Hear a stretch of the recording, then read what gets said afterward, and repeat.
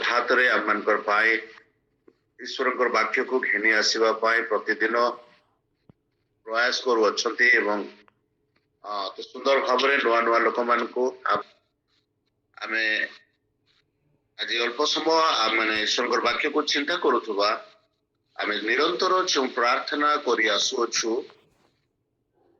प्रार्थना आम मान प्रार्थना किभली এই দিন মানকরে আহুরি ফলপ্রদ ହେବ এবং আমানকৰ প্রার্থনা কিপରି এই দিন মানকরে আহুরি ফল উৎপন্ন কৰিব সেথি নিমন্তে আজি ଈଶ୍ୱରଙ୍କର ବାକ୍ୟରୁ দুই তিনটা ঘটনাକୁ ଆମେ ବୁଝିବା ପାଇଁ ପ୍ରୟାସ କରୁଥିବା ଆମେ पूर्व मान को साधारण भाव में कहवा निमंते इच्छा करे आम मैंने केते प्रार्थना करू प्रार्थना कौन प्रार्थना केते प्रभावशाली ए विषय मते बोधे आपण को जनइबार किसी आवश्यक नहीं आम दीर्घ दिन है दीर्घ समय है प्रार्थना करूछु निरंतर प्रार्थना करी आसुछु प्रति प्रभात रे प्रभु नाम धन्यवाद यह आम जीवन रे गोटे अभ्यास सुंदर अभ्यास रे परिणत हो सारी अच्छी प्रति प्रभात रे आम सब विषय प्रथम स्थान परमेश्वर को देकी प्रभात निमंते नूतन दिन निमंते परमेश्वर को धन्यवाद करू करू वाक्य रू आम मैंने दिन को आरंभ करूछु जहाँ निश्चित रूपे आम गोटे उत्तम विषय अटे मात्र ये प्रार्थना को बुझा मु आमनकर मध्य आपण गोटे छोट उदाहरण प्रस्तुत करने निमंते मो इच्छा करे उदाहरण ये भली आमने प्रायतः आजिकल मॉडर्न जुग बसवास करूछु एवं सब जिनस मॉडर्नाइजेशन हो गलानी प्रथम प्रथम भाव रे जिते बेले जेम्स वाट नामक जड़े वैज्ञानिक गैस बस हाँ गैस द्वारा रेलवे इंजिन को टाणीबार क्षमता बाष्प बाष्प किपरि गोटे बड़ रेलवे इंजिन को टाणीबा निमंते सक्षम होउची से जिनस को से इन्वेंट कर पाते एट द सेम टाइम से समान बाष्प द्वारा हम माने घरे प्रायतः आमनकर खाद्य को आजिकल कुक करि पारुछु खाद्य को कुक करि पारुछु इन द सेंस बाष्प रे का कि हमें इडली हला हमर मोमोस हला लाइक परे नॉन फ्राइड जिनस माने जहा अछि से सब प्रकार खाद्य को आमे से बाष्प रे प्रिपेयर करि पारुछु कि जने अछन्ते जे बाष्प रे गोटे बहुत ओजनिया गोटे बहुत लोकोमेटिक गोटे माने इंजिन को आगो को नहीं गले आ से सेम जगह रे किछि लोक अछु से बाष्प रे इडली भलिया कि मोमोस भलिया कि आउ किछि खाद्य आमे प्रस्तुत करि पारुछु और कहिबार तात्पर्य एटा एहा आमनकर दैनंदिन जीवन रे घटुथुबा प्रत्येक विषय निमंते आम माने जहाँ भी प्रार्थना करू मु जदि या कोई भली भाव रे कहबी आम मानक निमंते जते बेले प्रार्थना अनुरोध समूह आसे आमे साधारण गोटे ज्वर होतुबा रोगी पाई बा साधारण गोटे मुंड बथा कि साधारण गोटे ठंडा खास होतुबा लोक पाई आमे एभली प्रार्थना करूछु से स्थान रे आम मानक निमंते जते बेले जघन्य बा गोटे गुरुतर अवस्था रे थिबा रोगी निमंते प्रार्थना अनुरोध आसे आमे ठीक से भली प्रार्थना करूछु आमे साधारण मोर कहिबार कथा उद्देश्य एहा जे आमे साधारण भाव रे प्रार्थना कले भी प्रभु जे भली हमको प्रार्थना रे उत्तर दियंती ଜଣେ ଗୁରୁତର ରୋଗୀ ପାଇଁ ବା ଜଘନ୍ୟ ପାପୀ ପାଇଁ ପ୍ରାର୍ଥନା କଲେ ମଧ୍ୟ ପ୍ରଭୁଙ୍କୁ ଠିକ ସେଭଳି ଉତ୍ତର ପ୍ରଦାନ କରନ୍ତି। କିନ୍ତୁ କଥା ହେଲା ଆମମାନଙ୍କର ପ୍ରାର୍ଥନାର ଦୃଷ୍ଟିଭଙ୍ଗୀ କିଭଳି ହେବାର ଅଛି, ଆମମାନଙ୍କର ପ୍ରାର୍ଥନାର ଦୃଷ୍ଟିଭଙ୍ଗୀ କଣ କରିବାର ଅଛି, ଯେ ଆମର ପ୍ରାର୍ଥନାର ଦୃଷ୍ଟିଭଙ୍ଗୀ କଣ ବା ଆମମାନଙ୍କର ପ୍ରାର୍ଥନାର ଦୃଷ୍ଟିଭଙ୍ଗୀ କଣ ଅଟେ, କିପରି ଅଟେ, ଯେ ଆମମାନେ ଏଥିରେ ଜଣକର ପରେ ବାଷ୍ପ ଚାଳିତ ଇଞ୍ଜିନ ଆମେ ବନେଇ ପାରିବା ନା ଏଇ ବାଷ୍ପରେ ଛୋଟ ଛୋଟ ଜିନିଷ ପ୍ରିପେୟାର କରିପାରିବା। ଆଜି ଆମମାନଙ୍କର ଦୃଷ୍ଟିଭଙ୍ଗୀକୁ ପରିବର୍ତ୍ତନ କରିବାର ଉଦ୍ଦେଶ୍ୟରେ ଆମେ ଅଳ୍ପ କେତୋଟି ଶାସ୍ତ୍ରାଂଶକୁ ଆମେ ଧ୍ୟାନ କରିବା। ପ୍ରଥମ ବିଷୟ ଯାହା ଆମେ ଧ୍ୟାନ କରିବା ଆପଣମାନେ ମୋ ସହିତ ପାଇବେ, ନିହିମିୟାଙ୍କର ପୁସ୍ତକ ତାର 1 ଅଧ୍ୟାୟ 1 ଏବଂ 2 ପଦକୁ ଆମେ ଅଧ୍ୟୟନ କରୁଥିବା। ନିହିମିୟାଙ୍କର ପୁସ୍ତକ 1 ଅଧ୍ୟାୟ 1 ଏବଂ 2 ପଦ। ଏ ସ୍ଥାନରେ पर ଲେଖା ଅଛି, ହଖଲିୟଙ୍କର ପୁତ୍ର ନିହିମିୟାଙ୍କର ବାକ୍ୟ 62ତମ ବର୍ଷର କିସ୍ଲେଭ ମାସରେ ମୁଁ ସୁସନ ରାଜଧାନୀରେ ଥିଲି। ତହିଁରେ ହନାନୀ ନାମରେ ମୋହର ଭାତୃଗଣ ମଧ୍ୟରୁ 1 ଜଣ ଓ ଜିହୁଦାରୁ କେତେକ ଲୋକ ଆସିଲେ। ମୁଁ ସେମାନଙ୍କୁ ବନ୍ଦିତ୍ୱରୁ ରକ୍ଷିତ ଅବଶିଷ୍ଟ ଜିହୁଦୀ ମାନଙ୍କର ବିଷୟରେ ଓ ଜେରୁସାଲେମ ବିଷୟରେ ପଚାରିଲି।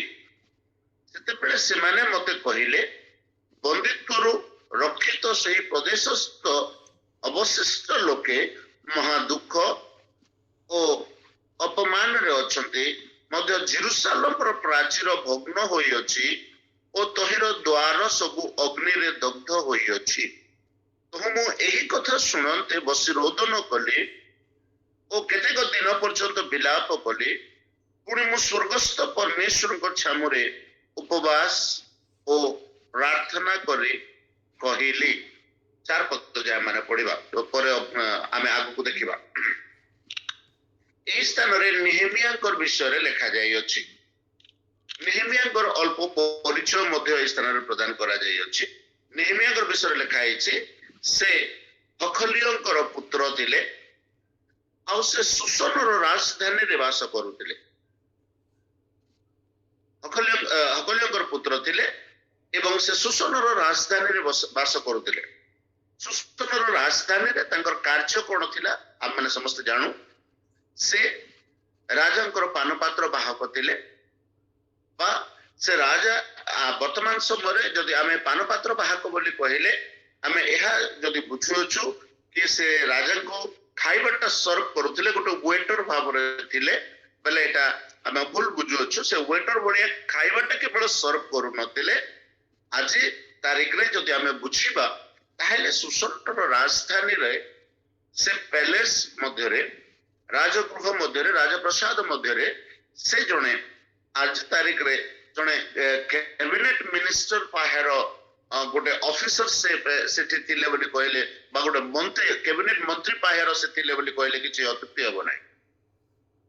ଜଣେ କ୍ୟାବିନେଟ ମନ୍ତ୍ରୀ ର କିଭଳି ଶକ୍ତି, ସେ କଣ କରିପାରେ, ତାକୁ କିଭଳି ସୁରକ୍ଷା ମିଳେ, ତାକୁ କେତେ ଆରାମ ମିଳେ, ତାକୁ କଣ ସବୁ ଫ୍ୟାସିଲିଟିସ୍ ମିଳେ, ଆମେ ପ୍ରାୟ ସମସ୍ତେ ଏ ବିଷୟରେ ଜ୍ଞାତ ଅଟୁ। ସରକାରଙ୍କ ସମସ୍ତ ନିଷ୍ପତ୍ତିରେ ସେମାନେ କିଭଳି ତାଙ୍କର ମୁଖ୍ୟ ଭୂମିକା ଥାଏ, ଏ ସମସ୍ତ ବିଷୟରେ ଆମେ ଅବଗତ ଅଟୁ।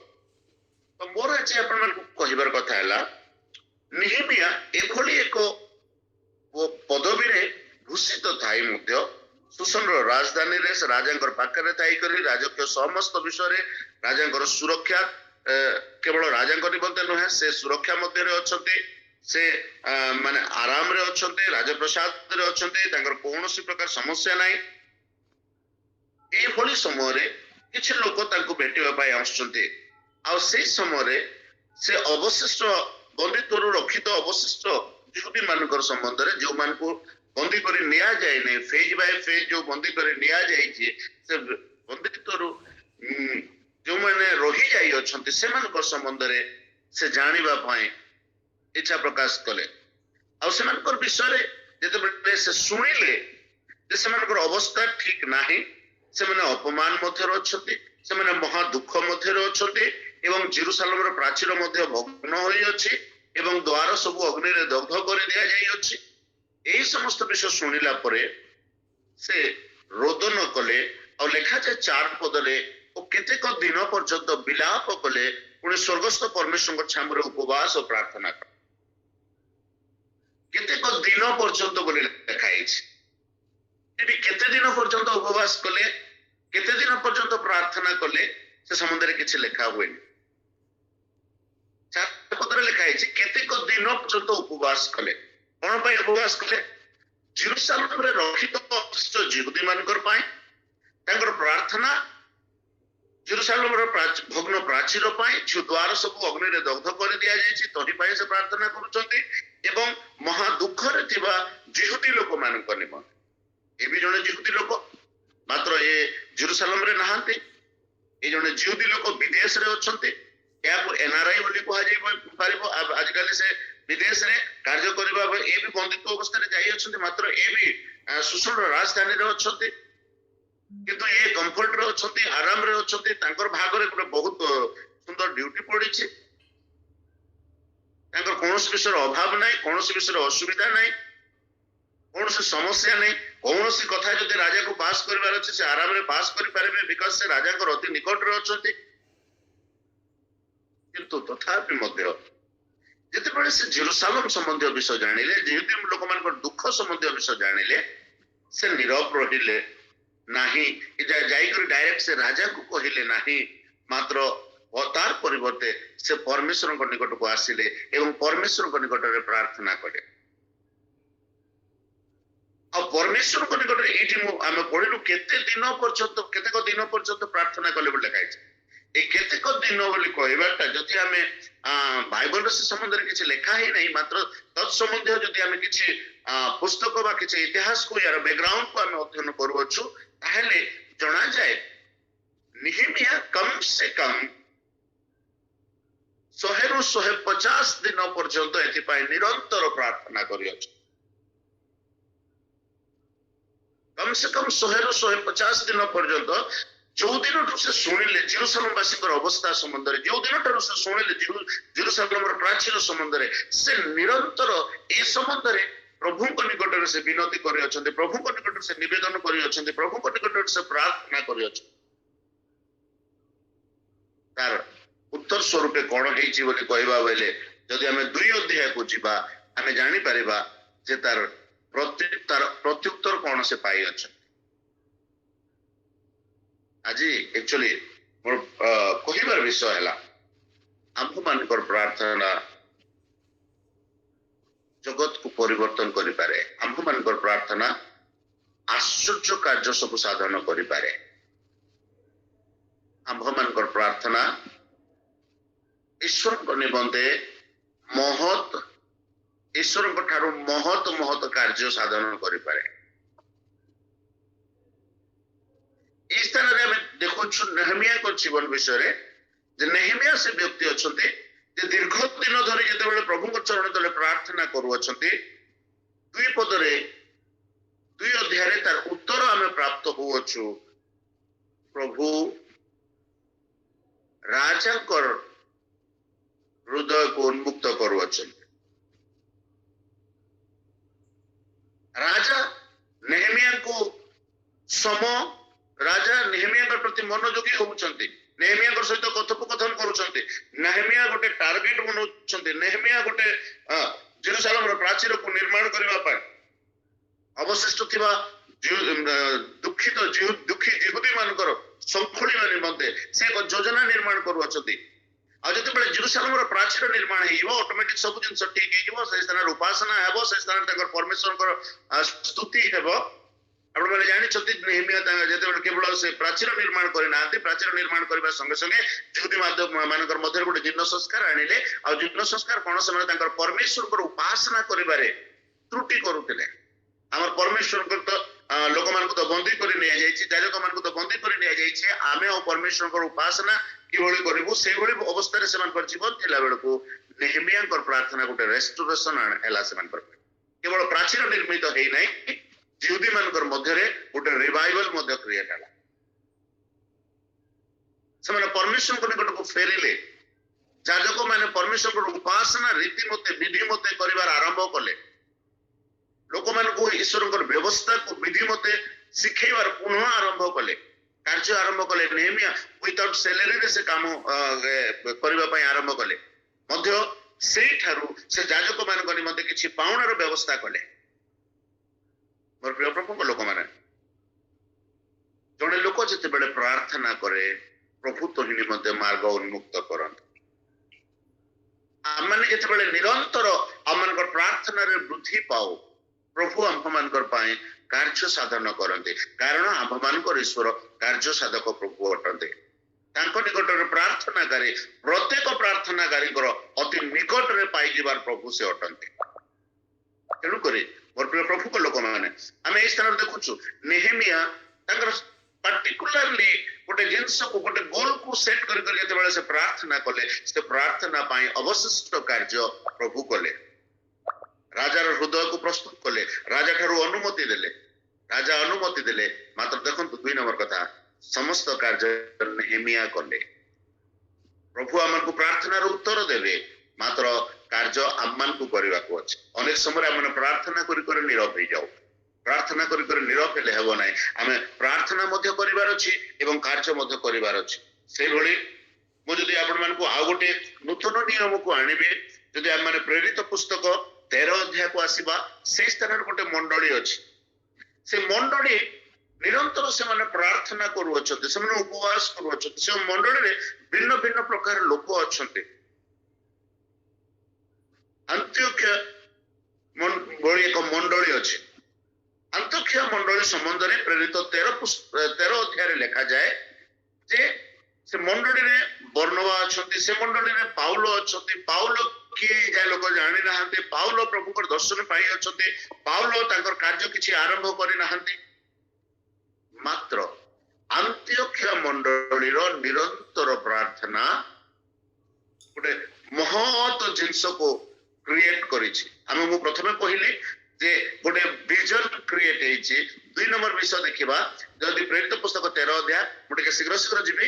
ସେଇ ସ୍ଥାନରେ ସେମାନେ ପ୍ରାର୍ଥନା କରୁଥିବାର ସମୟରେ ପବିତ୍ର ଆତ୍ମା ସେମାନଙ୍କୁ କହିଲେ, ଯେଉଁ କର୍ମ ନିମନ୍ତେ ଆମେ ବର୍ଣ୍ଣବା ଓ ପାଉଲକୁ ଆହ୍ୱାନ କରିଅଛୁ, ସେଥିପାଇଁ ସେମାନଙ୍କୁ ପୃଥକ କର।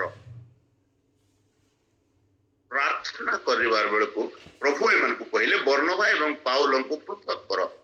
ତାର ପରବର୍ତ୍ତୀ ସମୟରେ ଆପଣ ମାନେ ଦେଖିବେ ପାଉଲଙ୍କର ଜୀବନ ଭିନ୍ନ ହେଇଯାଇଅଛି। ପାଉଲଙ୍କର ସେବା କାର୍ଯ୍ୟ ଭିନ୍ନ ହେଇଯାଇଛି। He became a great missionary. ତାର ପରବର୍ତ୍ତୀ ସମୟରେ ସେ ଜଣେ ମହାନ ସେବକ ହେଇଛନ୍ତି। ତାର ପୂର୍ବରୁ ସେ ଦର୍ଶନ ପାଇଛନ୍ତି, ତାର ପୂର୍ବରୁ ସେ ପ୍ରଭୁଙ୍କର ସହିତ କଥା ହେଇଛନ୍ତି। ସେ ଦମିଶକ ମାର୍ଗରେ ଯୀଶୁଙ୍କର ଦର୍ଶନ ପାଇଲେ, ଈଶ୍ୱରଙ୍କ ସହିତ କଥୋପକଥନ କଲେ। କେମିତି ସେ ହନନୀ ମନ୍ଦିର ଦ୍ୱାରା ସେ ପ୍ରଭୁଙ୍କର ଦର୍ଶନକୁ ଆହୁରି ସ୍ପଷ୍ଟ ଭାବରେ ଜାଣିପାରିଲେ, ବାପ୍ତିସ୍ମ ନେଲେ। ମାତ୍ର ସେ ଗୋଟେ ସାଧାରଣ ଜୀବନ କାଟୁଛନ୍ତି। କିନ୍ତୁ ଆନ୍ତିଓଖ୍ୟାର ମଣ୍ଡଳୀର ପ୍ରାର୍ଥନା ତାଙ୍କୁ ଜଣେ ମିଶନାରିସ୍ ଭାବରେ ପ୍ରିପେୟାର କରିଅଛି। ଆଜି ଆମମାନଙ୍କର ପ୍ରାର୍ଥନା ଏଇଭଳି ମିଶନାରିସ୍ ମାନଙ୍କୁ ପ୍ରିପେୟାର କରୁ। ଆଜି ଆମମାନଙ୍କର ପ୍ରାର୍ଥନା, ଆମମାନଙ୍କର ନିରନ୍ତର ପ୍ରାର୍ଥନା ଏଇଭଳି ସେବକ ମାନଙ୍କୁ ପ୍ରସ୍ତୁତ କରୁ। ପାଉଲଙ୍କର ଭଳି ସେବକ, ବର୍ଣ୍ଣବାଙ୍କର ଭଳି ସେବକ ମାନଙ୍କୁ ଆମମାନଙ୍କର ପ୍ରାର୍ଥନା ପ୍ରିପେୟାର କରୁ, ପ୍ରସ୍ତୁତ କରୁ। କିନ୍ତୁ ଏଥିପାଇଁ ନିରନ୍ତର ପ୍ରାର୍ଥନାର ଆବଶ୍ୟକତା ଅଛି। ଆନ୍ତିଓଖ୍ୟା ମଣ୍ଡଳୀ ଜାଣିନଥିଲା ଯେ ଆମମାନଙ୍କର ପ୍ରାର୍ଥନା ଏଇଭଳି ଏକ ଲୋକଙ୍କୁ ପ୍ରିପେୟାର କରିପାରିବ।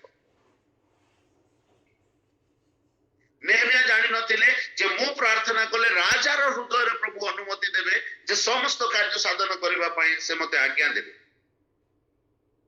ଆମମାନେ ଯେତେବେଳେ ପ୍ରାର୍ଥନା କରୁଛୁ, ମୁଁ ସେଥିପାଇଁ ପ୍ରାରମ୍ଭରେ କହିଲି ବାଷ୍ପ ଦ୍ୱାରା ଚାଳିତ ଗୋଟେ ଇଞ୍ଜିନ ବି ଚାଲୁଛି, ଆଉ ବାଷ୍ପରେ ସାଧାରଣତଃ ଇଡଲି ବି ପ୍ରିପେୟାର ହେଇପାରୁଛି। ଏଥିରେ ଆମମାନଙ୍କର ଦୃଷ୍ଟିଭଙ୍ଗୀ ରହିବାର ଅଛି। ଆମେ ଯେତେବେଳେ ପ୍ରାର୍ଥନା କରୁଛୁ, ଆମେ ଯୋଉ ପରମେଶ୍ୱରଙ୍କ ନିକଟରେ ପ୍ରାର୍ଥନା କରୁଛୁ, ସେ ମାନେ କଣ କୁହାଯିବ, ମାନେ ସମସ୍ତ ଶକ୍ତି, ସେ ସର୍ବଶକ୍ତିମାନ, ସେ ତାଙ୍କ ଠାରୁ एभली कौन से जिनस नहीं जहाँ परमेश्वर साधन करि पारते नहीं, एभली कौन से कार्य नहीं जहाँ परमेश्वर करि पारते नहीं। मोर कहबार उद्देश्य ताहांटारू समस्त कार्य साधित हो पारे, मात्र डिपेंड करे आम मानकर कमिटमेंट, आम मानकर समर्पण उपरे। अंत्योखियार मंडलीर प्रार्थना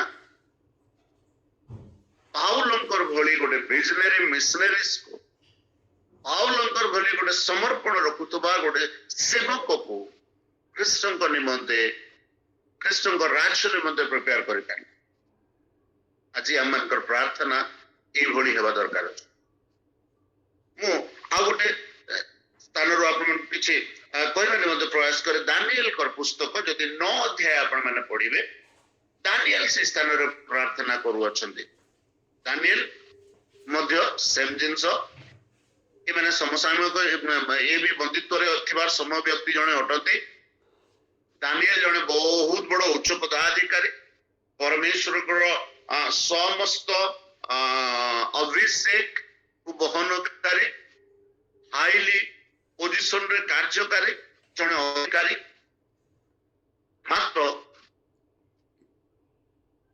दानिएल जेतेबेले ईश्वर वाक्य अध्ययन करू अछंती, ईश्वर वाक्य अध्ययन करुबार समय से किसी वाक्य को बुझी पारिले। कौन बुझी पारिले?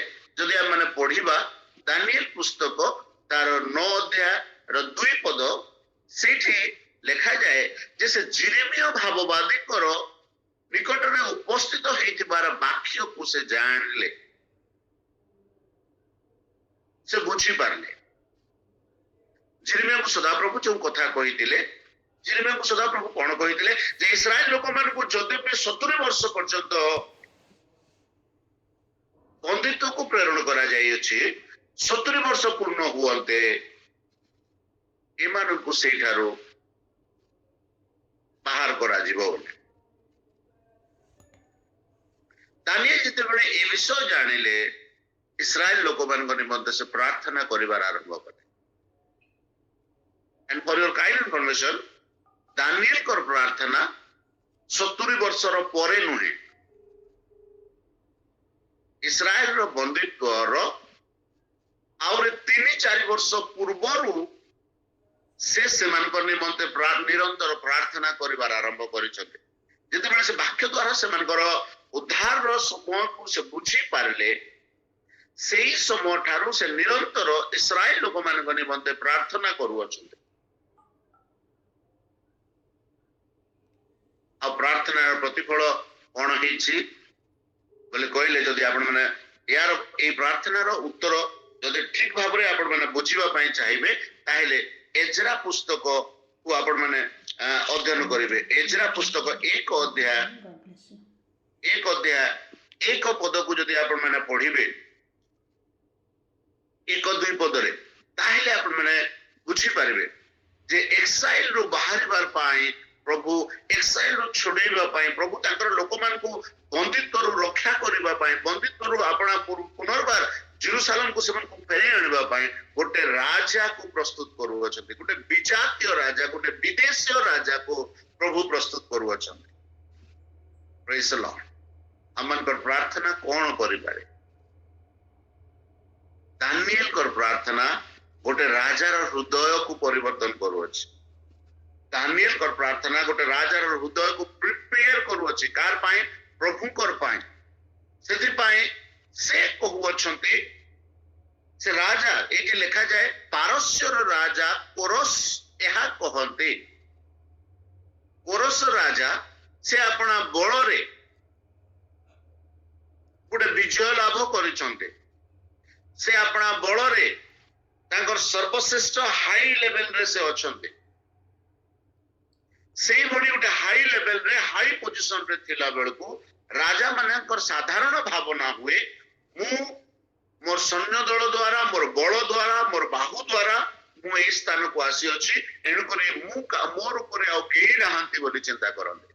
मात्र ए भली स्थान रे पारस्यर राजा कोरस कोन कहउछथि, एजरा 1-2 पद रे लिखा जाए सदा प्रभु स्वर्गर परमेश्वर पृथ्वीर समस्त राज्य आंभ को प्रदान करि अछथि। आमे आपन सैन्य मानकर द्वारा विजयी हे अछु बोली कहू नांते, से कहू अछथि सदा प्रभु स्वर्गर परमेश्वर आम्मन को ए पृथ्वीर समस्त राज्य से मते प्रदान करी अछंती से जिहुदा प्रदेशस्थ जेरूशलेम रे ताहांकर पाई एक गृह निर्माण करबा को आंभ को आज्ञा देई अछंती जेरूशलेम सहित कुरस राजार कौन से प्रकार संबंध नहीं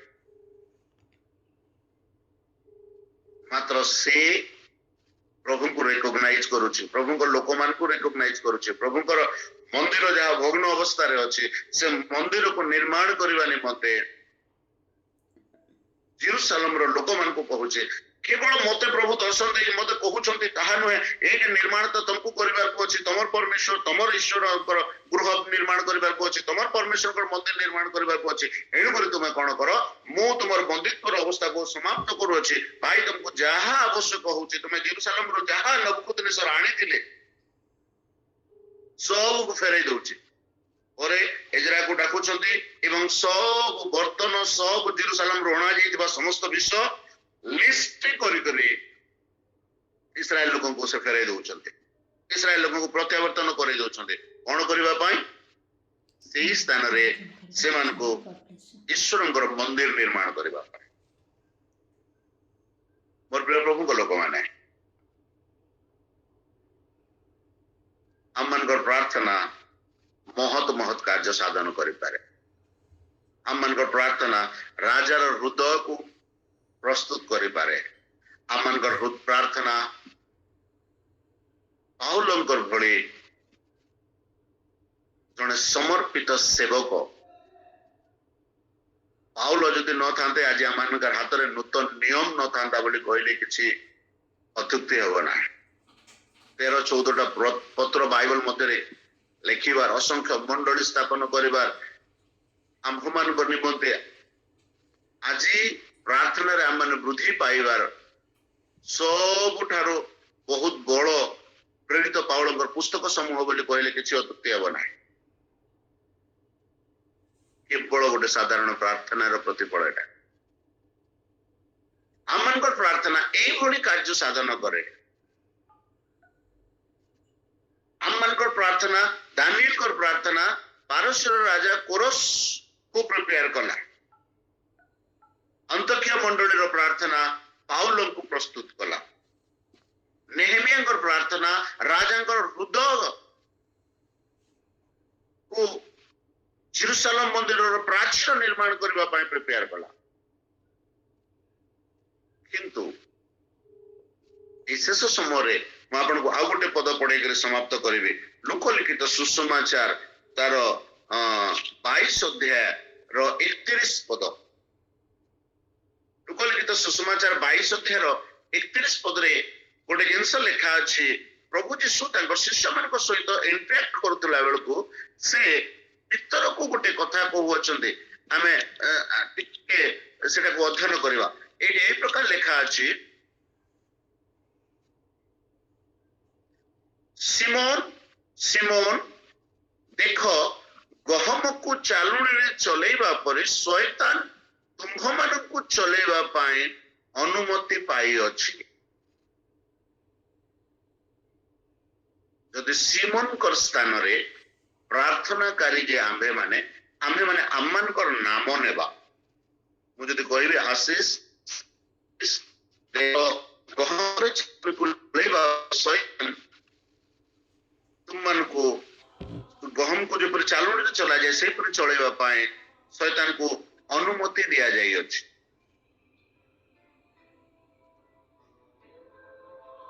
ए जगह कौन लिखा जाई अछि ध्यान सहित पढ़े शैतान को लिखा है शैतान को अनुमति दिया जाई अछि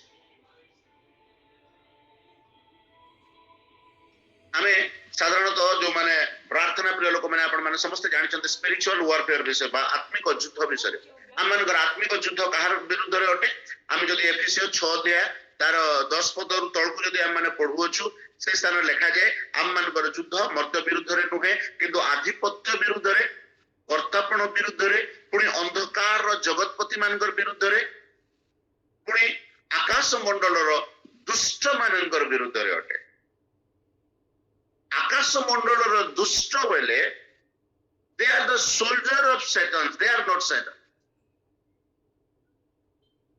से माने शैतान नुहंती किंतु शैतान रो से माने सैन्य बाहिनी माने अटंते शैतान निमंते कार्यकारी माने अटंते आमनकर युद्ध सेंती लोक मानकर माने तार प्रिंसिपलिटीज मानकर सहित अंधकार अधिपति सहित जगतपति सहित पुणी आकाश मंडल दुष्ट मानकर विरुद्ध रे आम मानकर युद्ध अटे मात्र ये जो लोकलिखित सुसमाचार 22 अध्याय 31 पद लिखा जाय अछि शैतान बोली करे ए शैतान ए मानकर सैन्य समूह नुहे एटा निजे हिमसेल्फ शैतान अटे तार तार जदि सैन्य बाहिनी माने एते पावरफुल मोर कहबार कथा आपण मानकू तार सैन्य बाहिनी जदि एते पावरफुल बेले चिंता करू शैतान केते पावरफुल शैतान केते शक्ति रखितबो शैतान एते लोक को परिचालन जदि करूछि तार किभळे शक्ति थिबो आपण चिंता करंतु आ सेही भଳି गोटे शक्तिशाली लोक को आंभ मानकर विरुद्ध रे अनुमति दिया जाए हमें प्रार्थना कले दुष्टात्मा बाहरी जाए हमें प्रार्थना कले मंद आत्मा बाहरी जाए रोगर लोक ठीक हुए विभिन्न प्रकार कार्य साधित हुए आम प्रार्थना रे सत मात्र एटा से भली प्रार्थना नुहे कि एटा से भली गोटे छोट आत्मा नुहे एटा शैतान निजे अछि आ शैतान को निज को अनुमति मिली अछि गहम को जेपरि चालुणी रे चला जाए से भली आम को चलेबा पाए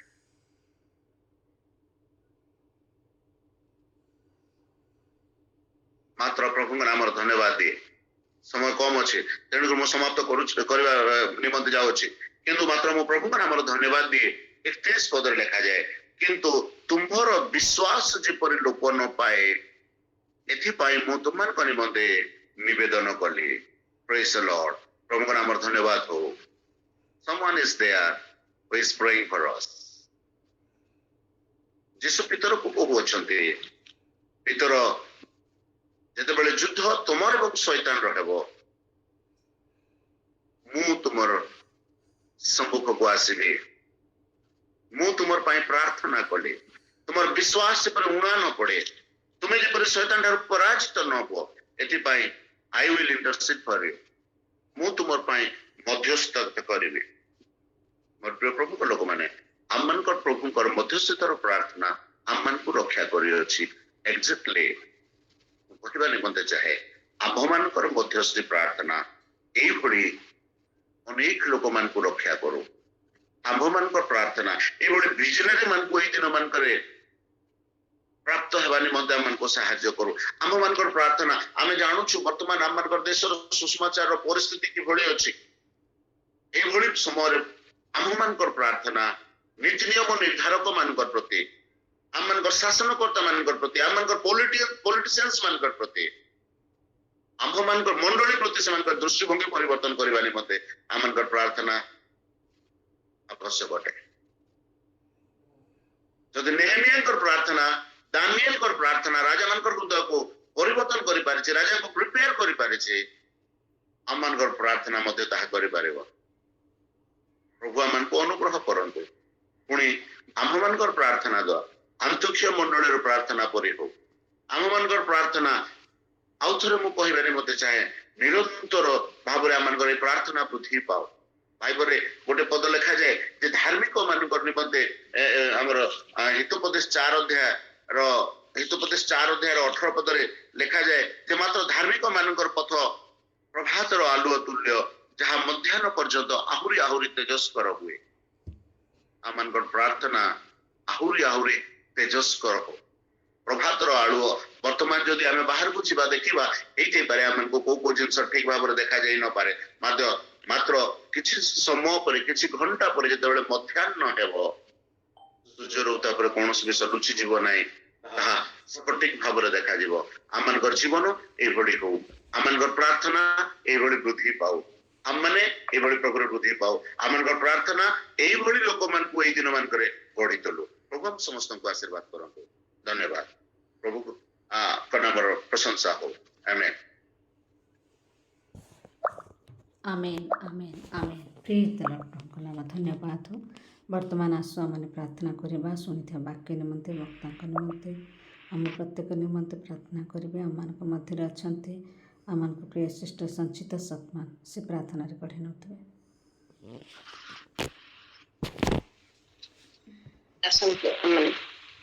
प्रभातकालीन प्रार्थनार मोर प्रिय आत्मिक परिवार समस्त को प्रभु जीशुंकर मधुर नाम नमस्कार जनाए।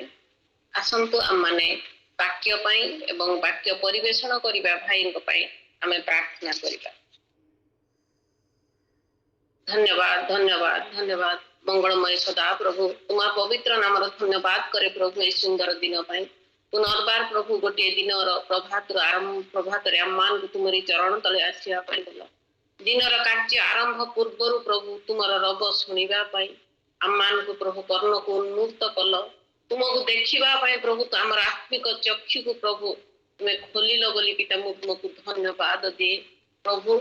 ए प्रभात रे प्रभु तुम निकट रे आमे जेते जन उपस्थित अच्छु जेते विश्वासी भाई बहन ऑनलाइन आमे जड़ित अच्छु प्रभु मु विश्वास करे प्रभु आमे समस्त को तुम पवित्र आत्मा रे नूतन भाव रे कथा कहिच बोली प्रभु पिता परमेश्वर आम माने जेपरि सेही प्रार्थनार उत्तर आज आमे जहाँ शुणिलु ताहा आम जीवन रे कार्यकारी करबा पई तुमे आम समस्त को सहाय्य कर प्रभु। से आशीष भाई द्वारा परिवेषण करा जाइथिबा आत्मिक खाद्य खाई प्रभु आम माने जेपरि आम आत्मिक जीवन को विश्वस्ततार सह परिपुष्ट करने सहित प्रभु आम मान को आज जहाँ विश्वास करुची पिता तुम्हें आम मान को आज आम आत्मिक जीवन को तुम्हें परिपुष्ट करिछ बोली भाई एवं तांकर परिवार को तुम्हें बहुल भाव में तुम्हें आशीर्वाद कर सारिच पिता तुमर तांकर सेवा कार्य को प्रभु तुम्हें आशीर्वाद करिछ नुआ नुआ प्रभु स्वर्गीय ज्ञान प्रदान करी तांकर सेवा कार्य को वर्धिष्णु करबा पई तांकर विश्वासी मंडली रे थिबा विश्वासी भाई भाई भौणी मानकर प्रभु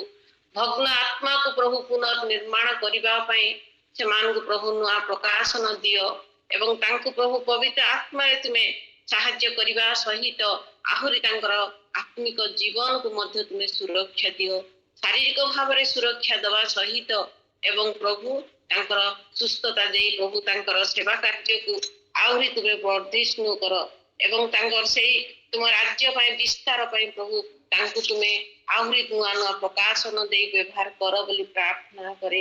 हाँ पिता परमेश्वर तांको प्रभु आउ तुम निकट रे समर्पित करूची पिता परमेश्वर तांको नुआ प्रकाशन दियो जेपरि तांकर प्रभु तांकर वाक्य शुणे अनेक जेपरि फेरी आसी पारिबे एवं तांकर प्रार्थना जेपरि एक प्रभु अन्य मान को पाई एक बोझर सहित प्रार्थना करि से जीवन दियो प्रभु। आज ये प्रार्थना करते निहिम्य विषय प्रभु प्रकृत निहिम्यर जो विश्वस्तर जीवन थिला प्रभु ताहा से जागतिक भाव राजा निकट जो विषय तुम निकट प्रभु तुमर निकट मध्य से विश्वस्त जीवन थिला प्रभु आम मान को मध्य सही प्रकार जीवन दियो आम माने जेपरि प्रभु तुम निकट मध्य एवं परिवार मंडली रे कर्म क्षेत्र रे सबु क्षेत्र जेपरि आम मान से विश्वस्तता जीवन दियो बोली प्रार्थना करे एवं प्रभु अन्य मान को निमंते बोझर सहित प्रार्थना करबा पई हजा आत्मा को फेरे आनिबा पई भग्न आत्मा को पुनर्निर्माण करबा पई एवं प्रभु अनेक आम परिवार मध्य मंडली मध्य लोक माने किभଳି अछंती पिता किंबा आम मानकर निजर आत्मिक जीवन मध्य प्रभु किपरि अछि आमे ताहा आज आत्म समीक्षा करी आम माने प्रभु निज पाई निजर परिवार पाई मंडली पाई प्रभु प्रार्थना करिबारे तुम आम मान को सहाय्य कर ताहे यह केवल प्रभु प्रार्थना हमर वाक्य रे नुहे जीवार नुहे कर्म रे करबा पाई एवं सत्य रे करबा पाई तुम आम मान को सहाय्य कर बोली प्रार्थना करूची प्रभु एवं एही आयोजक मंडली पाई मध्य प्रार्थना करे पिता जे प्रभु आम मान को पाई प्रभु आम मान को आत्मिक जीवन को वृद्धि करबा पाई एवं आम मान को मध्य नीति नीति प्रेरणा दबा पाई उत्साहित करबा पाई प्रभु वाक्य दे निज जीवन को आम गठन करबा पाई जो आयोजक मंडली मध्य प्रभु आज प्रयास करि चली छंती निरंतर आम मान को प्रार्थना करूची करिसंती प्रभु से मान पाई मध्य मु प्रार्थना करूची प्रभु से मान को ए प्रयास पाई तुमे समान को स्वर्गरे तुम पुरस्कार रखिछ से मान को से अधिक रो अधिक आशीर्वाद कर बोली प्रार्थना करूची प्रभु जो माने आम मान को पाई ए प्रयास को जारी रखी चंती प्रभु पुणी प्रभु प्रार्थना द्वारा जे असाध्य कार्य साधना हो पारे ताहा आमे आज वाक्य माध्यम शुणी पारू प्रभु पिता परमेश्वर तेणु आम को प्रभु सब सब समय प्रभु आम मैंने प्रार्थना करने दियो जे प्रभु आम मैंने तुमरी राज्य आसु तुम्हें जे एकमात्र सत्य परमेश्वर ताहा जेपरी से एज्रा निहिम्या दानिएल अन्य मान निकट निजर जीवन माध्यम प्रकाश कले तांकर गोटे साक्षमर जीवन देले तांकर प्रार्थना जीवन से देखले प्रभु आम मान आज अन्य मान निकट विजातीय मान निकट एक साक्षमर जीवन दियो बोली प्रार्थना करुची पिता परमेश्वर आम मैंने केवल प्रभु निकट नुहे केवल ये जगत रहिले प्रभु अन्य मान निकट रे प्रभु तुम परिचय निज जीवन में ग्रहण करी एवं तुमको साक्षमर जीवन प्रभु तुमको ग्रहण करी अन्य मान निमंते प्रार्थना करू ताहा प्रभु आम जीवन में तुम्हें परिप्रकाश कर सबु बेले सबु समय प्रभु आम मैंने जपरी तुम ठारे समर्पित जीवन काटी प्रभु आम मैंने बंचा तुम्हें जीवन दियो पुणी थे पिता परमेश्वर यही आमर प्रार्थनार समस्त को तुम्हारी हस्त समर्पण करी प्रभु ये छोट प्रार्थना प्रभु जीशु नाम मांगी पिता आमेन आमेन आमेन धन्यवाद भौणी प्रार्थना आम समस्त कढ़ी नहीं प्रभु आपन सपरिवार को बहुल बहुल आशीर्वाद करंतु पवित्र आत्मा साहाय्य करंतु से वाक्य आत्मिक अर्थ एवं निगूढ़ तत्व हमने पूछू प्रभु आमको साहाय्य करंतु सुंदर भाव सुंदर टॉपिक आमको उत्साहित कर पुनर्बार आम आशीष आशंसा बहुत बहुत धन्यवाद प्रभु नाम गौरव हो प्रभु आपण परिवार हे मोर परमेश्वर पिता तुम्हें समस्त आम थे आशीर्वाद अनुग्रह कर प्रभु आमर पालक आमर समस्त मध्य प्रभु आशीर्वाद करंतु बहुत बहुत धन्यवाद आमर कुसुम भौणी आशीष राजहंस भाई आशीर्वाद एंजेल समस्त को प्रभु बहुल बहुल आशीर्वाद करंतु यही प्रकार वाक्य साक्षी बढ़ावा सह तांकर राज्य निमंते व्यवहार करंतु आमेन।